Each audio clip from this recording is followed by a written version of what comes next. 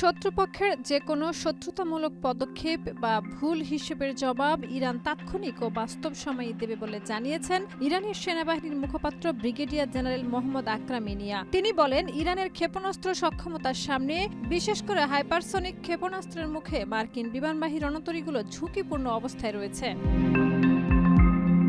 29 জানুয়ারি রাতে একটি টেলিভিশনে দেওয়া বক্তব্যে আকরাম মিনিয়া বলেন, শত্রুর পক্ষ থেকে কোনো বেপরোয়া বা অবিবেচক পদক্ষেপ নেওয়া হলে ইরান সঙ্গে সঙ্গে প্রতিক্রিয়া জানাবে। তিনি পশ্চিম এশিয়ার যুক্তরাষ্ট্রের দীর্ঘদিনের কৌশলের কথা উল্লেখ করেন। 1970-এর দশক থেকে ওয়াশিংটনের মূল লক্ষ্য ছিল কমিউনিজম প্রতিরোধ, পশ্চিমা দেশগুলোর জন্য জ্বালানি সরবরাহ নিশ্চিত করা এবং ইসরায়েলের নিরাপত্তা বজায় রাখা। কালার এক্সপার্ট এবং ডার্ক স্যাপ সমৃদ্ধ অরিক্স অ্যাডভান্স ডিটারজেন্ট পাউডার, আপনার লন্ড্রি এক্সপার্ট।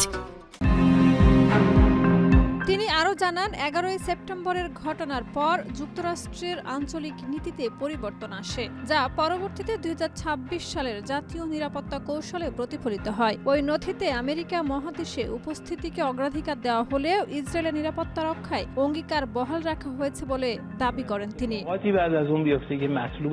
ইরানের সেনাবাহিনীর এই মুখপাত্র বলেন, ইসলামী বিপ্লবের পর থেকে যুক্তরাষ্ট্র ইরানের বিরুদ্ধে নিষেধাজ্ঞা, সাংস্কৃতিক আগ্রাসন ও সর্বোচ্চ চাপ প্রয়োগের নীতি অনুসরণ করছে, যা একটি সমন্বিত হাইব্রিড যুদ্ধের অংশ।